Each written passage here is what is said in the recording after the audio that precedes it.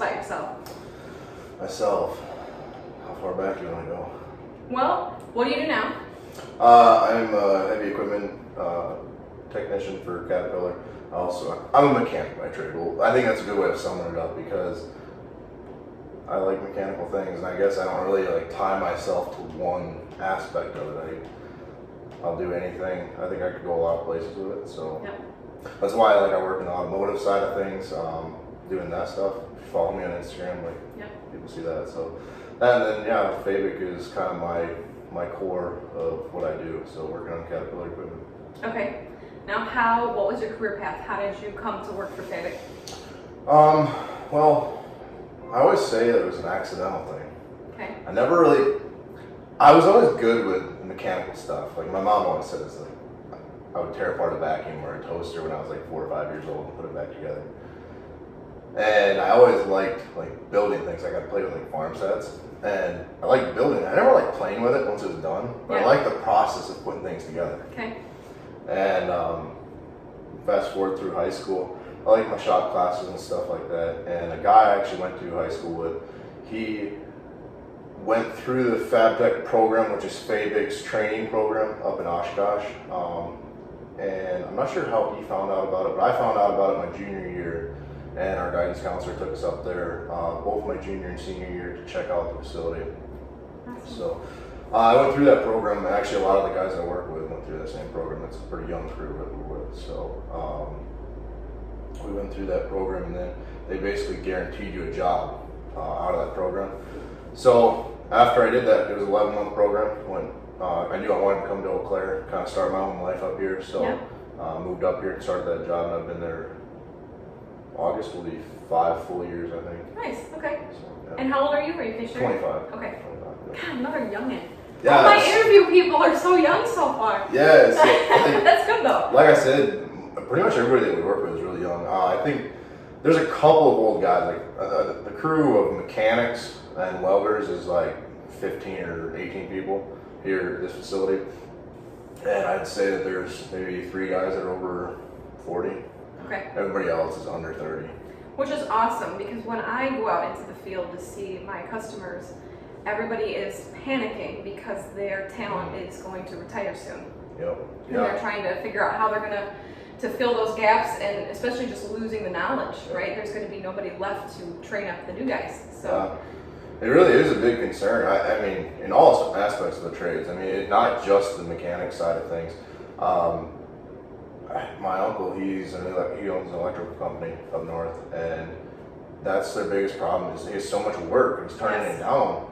And I'm like, why don't you expand and grow a crew? And he's like, because I have standards. It's why we have so much work, and it's hard to find people to come in and you can trust them to work to those standards. Yep. And it's the same thing. And I think that's why Caterpillar, dealers are trying to do training in-house. Bring in young talent and then build them up to the standard that they want, so that they're not pulling in guys from other dealerships that already have bad habits learned into them. They bring them in and they're already, they're a little less skilled overall. But now, after going through a year's worth of training on the basics and the fundamentals, they come in and they can teach them the hands-on side of things at the dealership, and now they're right into Caterpillar. So I think it's a good idea behind it. I really do. I think the guys that come through that program are pretty well rounded. There's a few guys that still get sorted out afterwards. Yep. I mean, turnover rate, if you don't fit in, you don't fit in. Yep. If it's not the right fit, you're not going to stay around. But overall, I think the experience is in the industry. I think it's a top-notch company to work for. Good. It really is. But And you mean Cat or Fabic in particular? Fabic in particular. I mean, I say that because I'm biased, obviously. Yep. I only work for Fabic, but I think Cat dealers across the board It seems like pretty much stand out. They're kind of the pinnacle. Good example of that actually was when we were going through the training program at FabTech. We went to a farm show one day, just as a field trip type thing. And we were wearing our uniforms, and they said the company's name and Cat on them. And you would not believe the number of job offers we got. Like, Wow. and we would tell them. I mean, they had our college name on, so they knew we were in school still. Yeah. And we have business cards just handed out to us. That's Just awesome. call us if you Yep. decide not to go with CAT or whatever. And it kind of seems that way in the industry is when you have the name of Caterpillar behind you, opportunities seem to open up.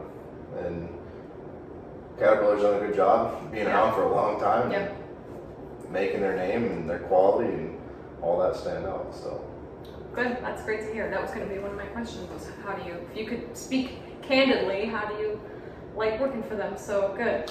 yeah, I mean, and I always say there's pros and cons to working for big companies. Yep. There's that aspect of security. If benefits weigh into your choice in a career, there's definitely the benefits, working for a large company. I think progression's a little held back the bigger the company. It's a little harder as an individual to progress in a career path. A lot of bureaucracy. Yep. A lot of red tape, paperwork. Job security, like I said, is one of those things from many aspects because a big company can absorb a lot of things. So one thing that I think is good to touch on is mess ups in the industry. Okay. Because especially with young guys coming in, and I've been fortunate enough not to have anything catastrophically huge. Good. But I've heard stories and seen things happen. And yeah, right. And when you mess up in this industry, It's expensive. very, very expensive.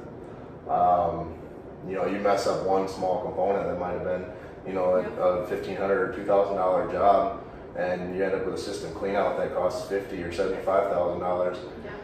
The good thing of working for a big company is, as long as you learn your lessons and move on and accept it with a good attitude, they'll absorb that, and Right. you're not going to feel the pain of that. But on the other hand, I've worked for startup companies now, 2 different startup companies, in the food industry, and then now in the automotive industry.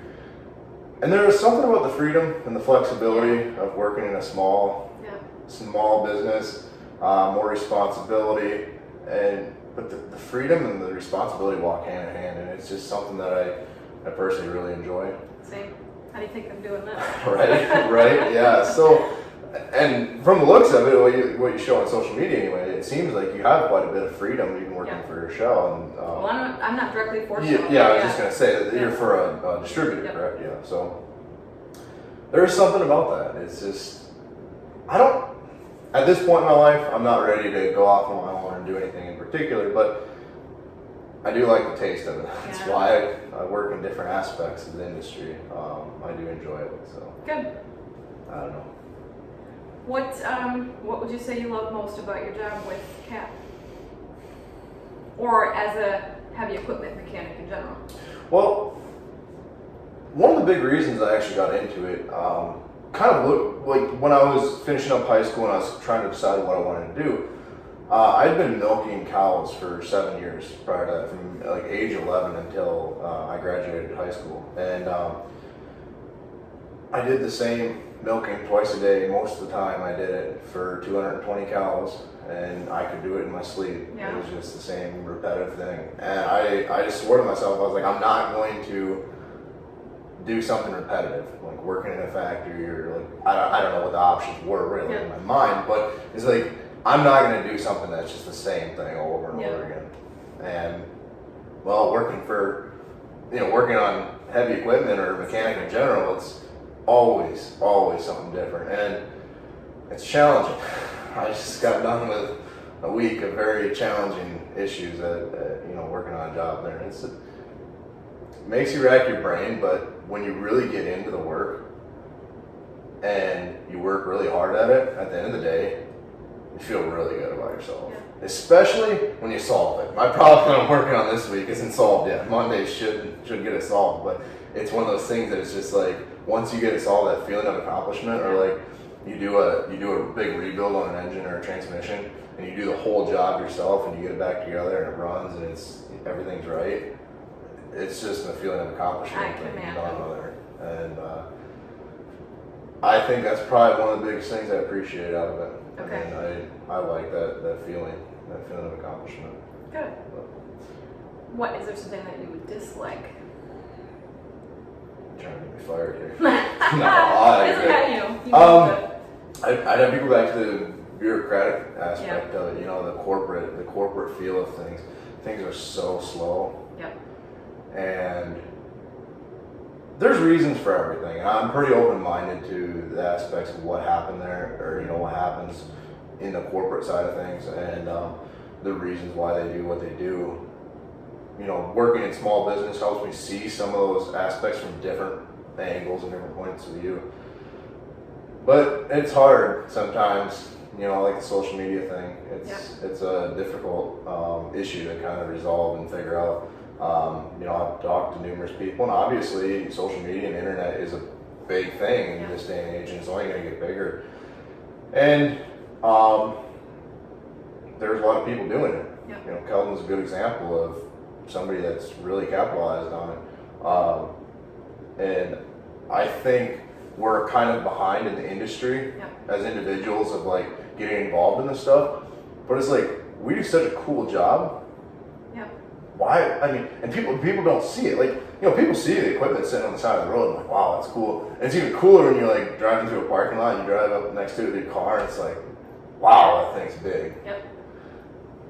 So people are very entertained by seeing it. And I think the YouTube channel is kind of like a big, it was a good example of that. Because within 3 or 4 weeks, it exploded. To the point, like, people started questioning it very quickly. They're like, I mean, and Cat in corporate saw it. And surprisingly, Cat in corporate is very accepting of individual employee involvement in social media. And they've got some guidelines for it and whatnot.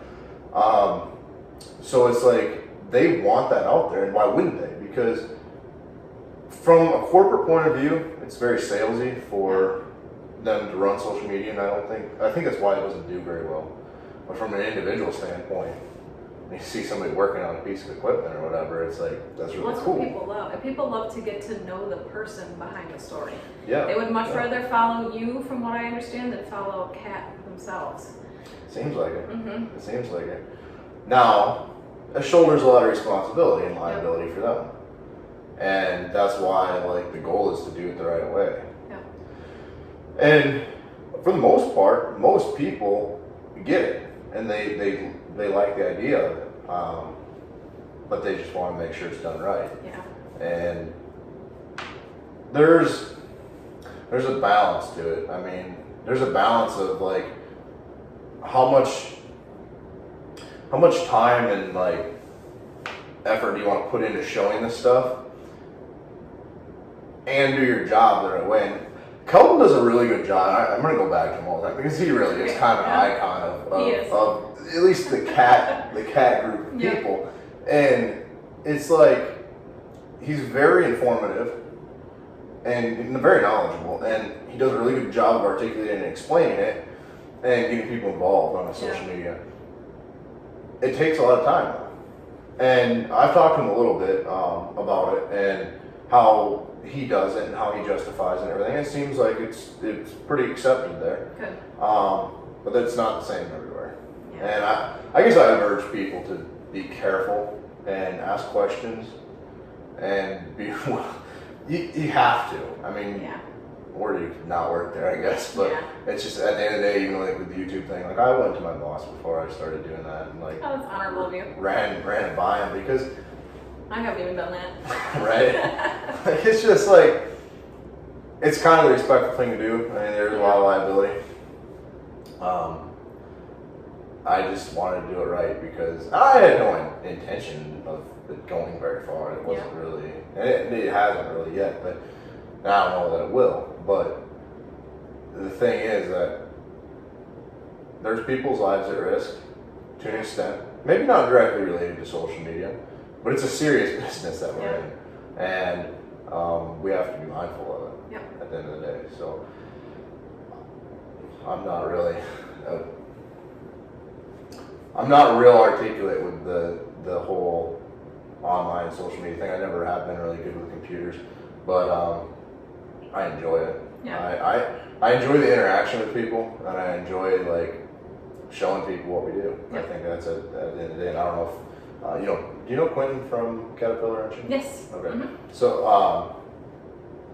I reached out to him for one of these, but he had already committed to do it with Aaron from Bill Witt. So. Yeah. So is he going to come on this? No, I don't think so. Really? He didn't want. I think there was like he didn't want to conflict of interest, like competition kind of a thing. I have some words with him. Oh, it's okay. It's all right. I linked that interview to the website where I'm putting all these, so that way people can still find it. Yeah. Well, so like obviously you listened to his interview with Aaron, and yeah. That's kind of his whole goal, is showing people what this is all about. Yes. And he's done such he's done such a good job. I know. You rarely see his stuff anymore because he's constantly sharing everybody else's, which is awesome. He was right. He hit the nail on the head, and that's kind of what I wanted to do as well, because I noticed my reason for doing this, which I kind of preface in all of these, is to really pay tribute to you guys, because you're not necessarily forgotten, but you're underappreciated.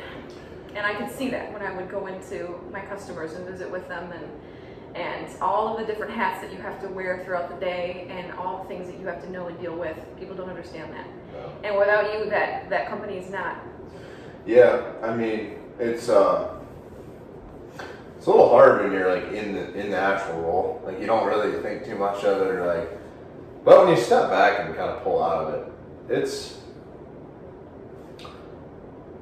I don't know how to explain it. I agree with you that it's a little bit undermined, but yet so heavily dependent on. Heavily. And I think like customers appreciate it. Like the customer, the foremen that deal with the repairs and stuff like that. I've heard them make comments about, when the repairs go well and things like that. Good. And they recognize us. I think as a whole, people, like in general, people don't realize how much is tied back to people like us. Yep. The job site's not moving if those machines aren't working. I made a post quite a while back on Instagram about working on a trash compactor, and trash machines are one of the worst to work on. Okay. And they're nasty, and you find a lot of stuff you don't want to find on them. And the post was about the fact that I just had a bad attitude about going into it. Okay. And it was just like, I really didn't want to do this. And then I got to thinking about it. I was like, this is such a direct role in people's lives. Yep. That they don't consider anything except Thursday morning take the trash barrels out at the end of the driveway. Yeah. But what would you do if start piling up? And don't get me wrong, I have pretty poor feelings about the whole burying trash in the ground kind of thing. But the point is that our roles are directly tied into people's lives. Yes. At a mass level. Yeah. Like the local company that owns that machine, they've got maybe 2 or 3 of those machines. And that takes care of over 100,000 people in the area. And it kind of made me step back and be like, wow, you're kind of ungrateful and like not really thinking of the big picture here. And it's hard. I mean, that's good of you. It speaks a lot of your character that you were able to zoom out, so to speak, and see that. I wish I thought that myself a little more often, just because, I mean, I'll be honest, it's a struggle. It really is a struggle, and I don't. Well, it's a hard job. It's a hard job, and then, you got things that are going on, with the economy, and things are slow, and it's just, when things are slow, I struggle with it. Personally, I think everybody struggles with it, but personally, I really struggle with going in and bouncing between little jobs. I don't like that. I like getting into something and just like going full bore into it. And I go in, I know what I'm doing, I get after. So like a big rebuild or something like that takes a month or more. Okay. I really enjoy that. And I just know where I'm at, I know what the next steps are, I have everything laid out and planned out. But when I go in and I just, put a backup alarm on a machine or do an inspection on a machine, bounce this and that, it's distracting. I have a hard time focusing on it, and it makes things a little less enjoyable for sure. Okay. So that's just personally how I like working. I know guys that really like remote jobs. They don't like being on something for a long time. And in our particular dealership, nothing is like dedicated to certain individuals. We all do everything. So then Okay. talking to Quentin, it's quite a bit different there. They have a massive shop that he works out of. It's I think he said 80 bays. I'd love to see that. I've seen it. Oh I saw my a picture. God. Recently, he posted a picture just down the center aisle. That would be amazing. Can't hardly see it the other I end. bet. And so our shop's technically 11 bays, Okay. including the the center aisles, like the length of 2 bays. So significantly smaller. And God, I don't remember where I was going with this, but I think I was going in. I really don't remember where I was going. I don't either. But Cut it out. it's fine. It's not a big deal. Natural conversation. But yeah, I mean, I guess the point is that some guys like to work on the little stuff and they like to bounce around, and I really like sticking to bigger projects. Okay. And Yep. it's just that's how I am. But yeah. I can see that. I can see the appeal. What do you have any advice for anyone considering a career in the field? Well, I mean, this kind of ties into something that I try to put out there quite a bit. The aspect of the 2 biggest requirements of an individual coming into the field, or being in the field in general, that really should never get lost. And it's the idea of attitude and attention to detail. And this ties into, me personally, the attitude thing. It's a difficult thing, having a good attitude about things sometimes. Yeah. And it's easy to get worked up about things, or I've seen guys whip tools across the shop. Personally, I don't like doing that because it's just whatever. I pay for those tools, but I mean, I definitely had to take a deep breath and walk away for a little bit, and that ties into the attitude aspect of this. Is like, and that's one part of the attitude aspect. Is like, you gotta have a good attitude about it, and you gotta be able to, like we just talked about, take a step back and look at the big picture, pull yourself out of it for a minute. Yep. And the other aspect of it is, it's easy to, I guess, look at your job as just a paycheck at the end of the day. I despise that. I absolutely despise it. I don't think you should do something that you're not fully into and like fully passionate about. And if you don't have that like kind of built into your attitude and the way you look at things, as a general whole, obviously you have bad days here and there, but it's going to be a rough time. And there's people in the industry, especially, it seems like the older generation. A lot more of that kind of blue collar, my way or the highway type attitude. And it doesn't undermine their knowledge and their skill, but it's the attitude aspect that I think is really, really important. Yeah. Be open-minded, always be learning. The day you say you know it all, and this goes for anything, you don't know it all. That's right. You're done, your career's over. So that's the attitude portion of that. The attention to detail is a big one. Honestly, it should be attention to detail and attitude, because attention to detail is like number 1. And I don't think people pay attention to it as much as they should, because one, like we talked about, like the messing up thing in this industry. I mean, one small little detail and you cost a lot of money for somebody. Yes.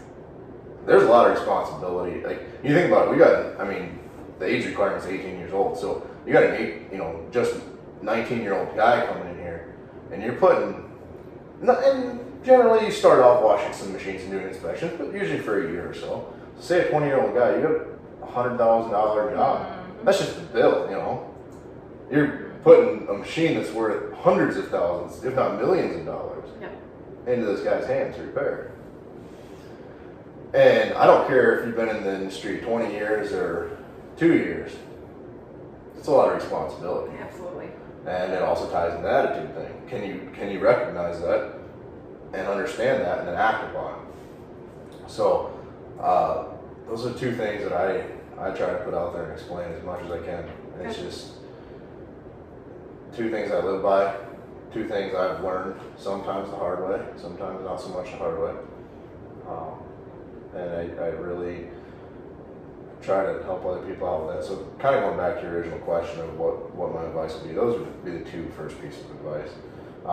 And then the other thing is, and the learning aspect that we touched on is so many people, myself included, come in there, you know, straight out of school or whatever it is, and we know way more than what we actually know. And it's a bit of a learning curve, and sometimes you gotta get your ass kicked. Yep. And once that happens a few times, maybe you'll figure out that you don't know everything you know.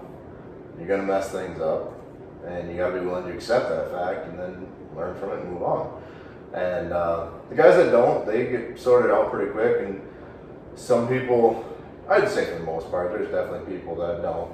But I mean, overall, I think in the long term, people aren't going to last or not do well, not get to where they want. But yeah, always be learning, always be open-minded. Good. That's good advice. As a general rule, people aren't open-minded enough. No, they're not. It's hard. The conversation aspect, people need to be willing to conversate.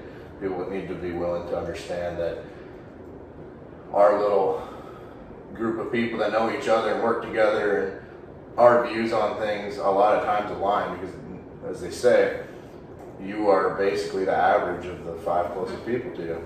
Yep. And the 5 people you spend the most time with. And it's that stepping back thing again. It's like, can you step back and recognize where you're at as a person, who you're spending the most time with? And it's hard when you're working so much with these guys. You work more with the people you work with, or you spend more time with the people you work with than a lot of other people in your life. Yep. So you really have to be aware of who you're letting influence you. You're going to get influenced somehow or another. Yeah. But you just have to be self-aware of it. And like we talked about, the kind of blue-collar attitude, that's something that going into it, I was very careful of. And I think I'm kind of the type of person that if I'm supposed to do something or whatever, I kind of look at it as, but do I have to? Is that really the only way something's supposed to be done? Or this is how we've always done it. Yeah. And so that's not something that you should go into the industry with necessarily, but keep it in the back of your mind, and as you gain experience and confidence, look at that every once in a while, kind of evaluate it. And evaluate that train of thought, because it's not just with the work thing. It's not like procedures. I mean, there are correct procedures for doing what we need to do. Yep. That's how things get done right. But it's the ideas and the topic of conversation on break, and you know, how are you being influenced and how are you influencing other people? I think is kind of what brings that around. Well, now talking about all this, you are obviously ahead of your time at your age. You have a great outlook. Yeah. Where do you see yourself in a few years? Do you like staying in the current role that you're in, or do you think you'd like to move up? Because my last interview that I did with Mike Dowling from Alta Equipment, which it's out there, but I haven't really hyped it up yet. I'll do some more advertising for it next week. It's a great story because he started his business with nothing. He was a heavy equipment repair. Ended up growing his company to 24 field service trucks and mechanics, and then he got bought out by Alta Equipment, and now he's the VP of a almost $1 billion company. So this is one of the only industries, of the trades I should say in general, where you can really work your way from the bottom to the top.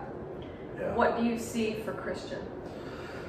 I guess I'm pretty open to a lot of different aspects and opportunities. I really do enjoy what I do. I enjoy the mechanical side of things, and I think I know you can make quite a life out of it. I am a little hesitant to just say this is what I'll do for the rest of my life, because I have seen older guys with 2 knee replacements and their hips going out, and it's hard work.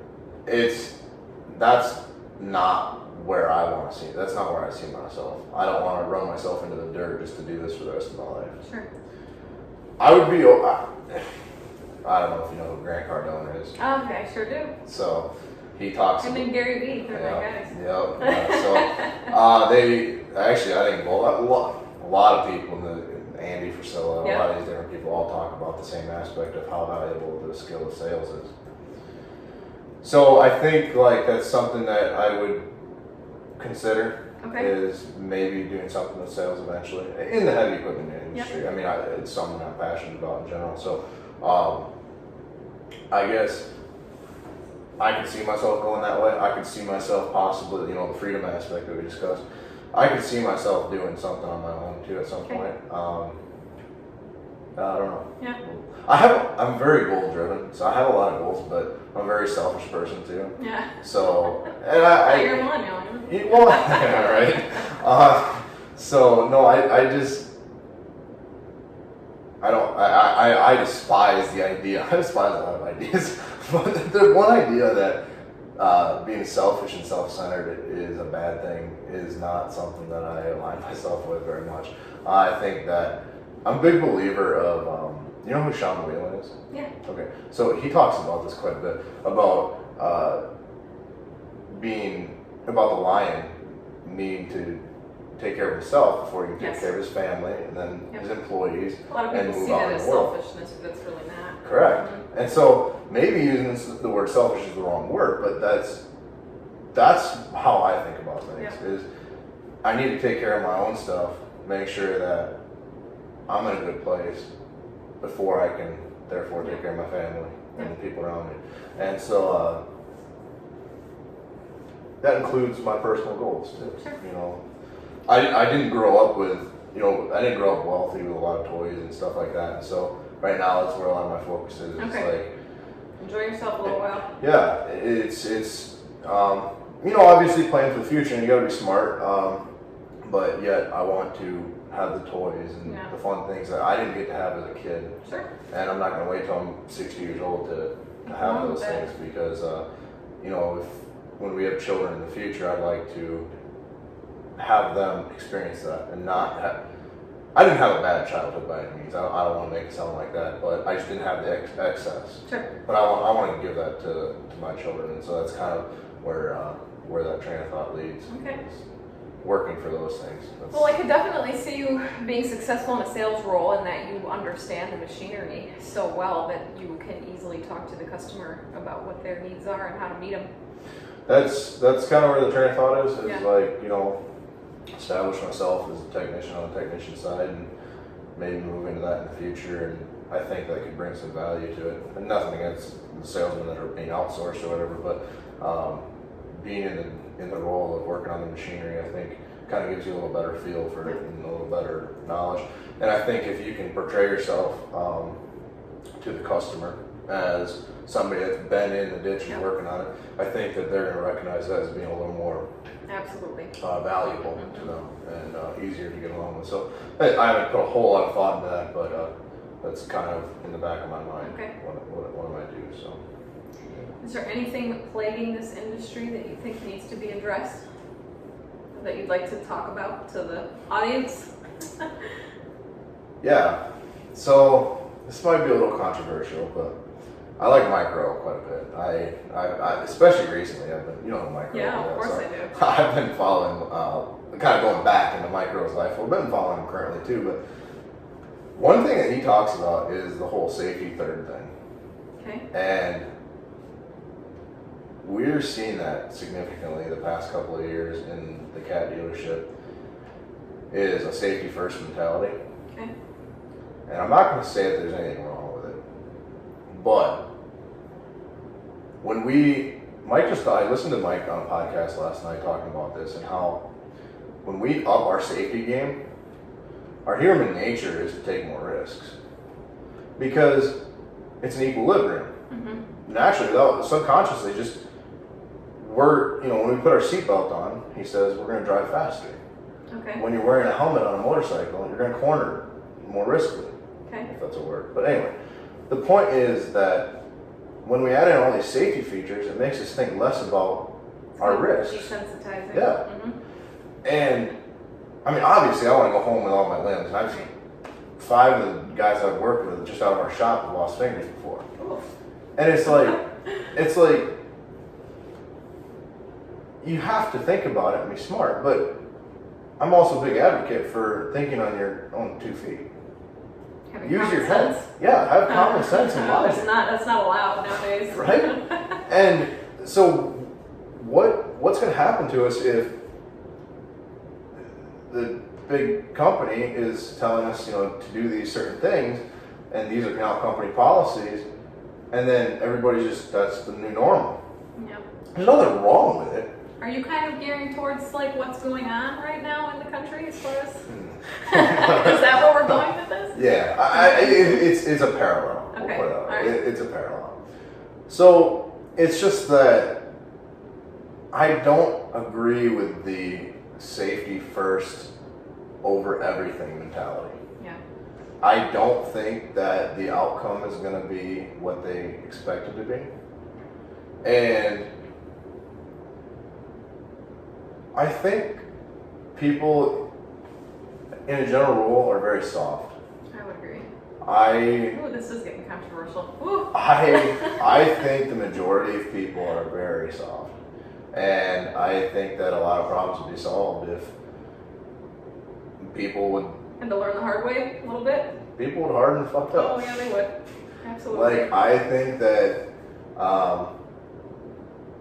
when we look back at where our ancestors came from and, the people in the past, they're a lot harder than we are. Yes. And it sounds a little rudimentary to say it that way, but it's just kind of the bare bones absolute truth is we're so used to everything being convenient and fast and having all the excess and having the safety and somebody taking care of our safety aspect. We don't even have to think about that stuff anymore. I mean, our phones are obviously a great example, they're a useful tool, but at the same time, do you remember a phone number anymore? Do you no, remember? Yeah. like we don't have to think anymore. Yeah. And it's like, where are we? I mean, like I said, I like to be open-minded, so the whole like Elon Musk thing. I was just gonna say that, it's gonna be in your Yes, that's what I'm in getting to. So it's like,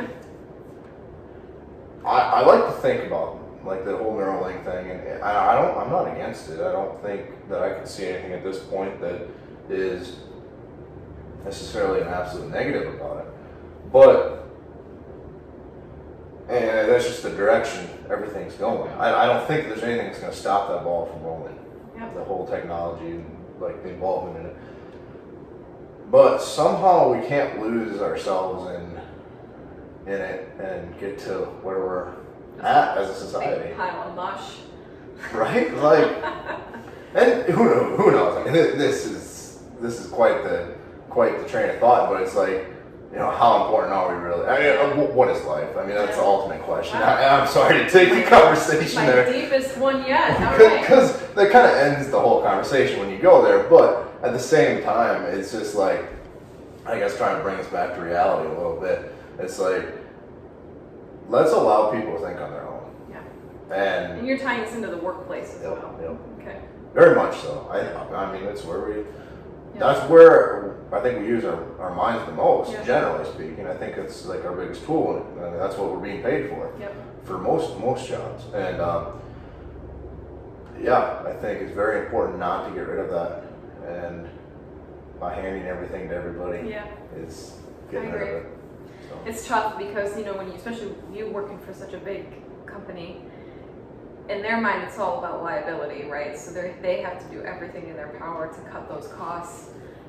But it turns into this whole other issue where you're right, you're taking all the thought out of it because everything's being done for you and thought of for you, and you don't have to learn the hard way. And not that anybody wants to learn the hard way, but it does help you learn. Yeah. I mean, if you're not gonna, if you're not gonna listen to your mother and not touch the hot stove because, and I mean that was me. I was the one touching the hot stove, or hey mom, I've got the iron cord right here with a pair of scissors, and trust me, I cut it. And I found out what happens. But it's like, if you're not going to learn when she tells you or somebody tells you that this is how things are, you're going to find out one way or another. And I wouldn't say there's anything wrong with it. I just think that it is, like you're saying, an issue for the company. Yep. Because they're liable. But this topic could go so far because now you're coming into a cultural issue where the liability comes from people being so sue happy, and it is. I mean it's crazy. It's a big topic of culture that we're getting into here. Well, it's like how can you not can we just get to the point where we're signing liability clauses and it's like, I'm going to show up, I'm going to work for you, I'm going to make my money. If I cut my finger, I'm not going to come after you for it. I don't care. That was my mistake. Until you get that bill. Yeah. Well, until you see that big hospital bill. Well, no, I don't know. maybe I'm going to learn my lesson then. I'm going to be careful. And maybe I'm going to put you're gloves on my own because I learned my lesson. Yeah. It's just, we can't do that because bring it back around. Yeah. Everybody wants everything handed to them and taken care of for them. No, you're right. And I don't blame the company for it. I mean, like you said, Sue happy. People do anything to do what they can. It's a big topic. It is. And there's a lot We'll of... have to do another one on that. I Come back to it. Yeah. I mean, I love... We'll move to communication. I've definitely had aspects, or times in my life, I should say, that I was not the best communicator. Okay. And I think everybody does to some extent. Some people are better than others. But that's something that I learned, actually from a relationship standpoint, and how important communication is. Yeah. And trust me, I fail all the time at it still, but the point is that communication and having good discussions with people is so important. It's so beneficial because people don't do it anymore. Yeah. And so me and my mom have great conversations all the time. Good. And it's just like, we'll sit down and just like dive into, and we disagree on a lot of things. Yeah. But those are the best conversations, when you disagree about things, but yet you can discuss it and share ideas and talk about the reasons why and the rationale and really it's kind of diving into yourself and figuring out what you actually believe and what you actually think. Yep. It's not so much about changing a person's mind. Yep. It's about learning. Yep. We don't know everything. We don't have every perspective. There's a lot of different people out in the world. Absolutely. So I think we get really kind of stuck in our ways and the way we see things and think about things, and we don't realize how many different experiences people have and the different life stories that people have and what ties into the way they see things and think about things. Well, especially in the workplace, right? And that's like a great topic to approach from a leadership standpoint, because you're going to have a much better relationship with your employees if you can explain to them why something is the way it is versus just saying this is the way it is. Mm-hmm. And so kind of that over communication. I agree with you. It's very important. Yeah. Yeah, and I guess like with that why thing, I think on a company level it's important. It's kind of hard to implement, I think, from a corporate standpoint. At Fabic, we do have on our site this setup where you can go in and put in your why and explain it. Okay. And it's a corporate way of doing it. It's along the lines of safety. It's what's your why for safety. I think on an individual aspect, that conversation of what's your why is far more powerful on an individual level. But then again, people have to be open-minded and have to be willing to discuss that and think about, be open to the idea of what's your why and actually put thought into what it is and then live by that. It's hard to kind of find, or not to find, it's easy to find all the different problems in anything from an individual standpoint to a political standpoint. It's easy to find all the problems. The solutions, a lot of times, I mean, those are the hardest aspects, but it makes it even harder when people aren't willing to just think about things or just have conversation. And I think that kind of leads back into thinking is really try to absorb other ideas and learn other ideas, because I think that's how I know that's how solutions are come up with. That's how people think of, design big companies and all this different stuff. People put a lot of thought and time into learning something. Yeah. And when we're looking at the problems and then just throwing our opinion into the problem, it's like throwing gas on a fire. Absolutely. It's not doing any good. Mm-hmm. So to bring that back to the workplace, I think that's something that somehow we the companies need to be a little more personal. Sure. It has to be more on a personal level. A lot of my judgment for big companies is backed by what I see how Andy Frisella runs First Form. Okay. I've been following him for 5 or 6 years now, That's a great story. and the way they run that company and involve their employees and how things are run there is It's impressive. it's impressive, it's successful, Yeah. and I think a lot more companies would do a lot better if they would follow a similar path. And guess what? Guess what kind of is holding that? What the glue that's holding that together? All the people. The Man, if you people, get the all your people communication, to the rally behind you, relationships. yeah. Yeah, You'll be unstoppable. it's crazy. So that's where my judgment for big Okay. companies come from. I mean, we're a little off the topic of me and my mechanic career, but it's these things I think about. These are things that I tie into my personal life and what I do. Sure. You know, for a large company, a small company, and Yeah. as a mechanic. So Well, I love it. Yeah. And I hate to cut it off there, but I have to try to keep these at like a certain time frame. Yeah, I get it. We'll do more. yeah, for I'm sure. telling everybody that I can't wait to see where they are in like 5 years and reconnect with them. So, Well, I hope we do more before 5 years. Well, we is will. up. But, We yeah, will. yeah. you know, Yeah, like I said, it's fun to talk about this stuff. it is. Absolutely. Well, thank you so much for your time. Yeah, absolutely. I'll direct everybody where to find you and follow you on all your YouTube and your Yeah, Instagram. thank you. I So, appreciate it. awesome. Yes, thank you.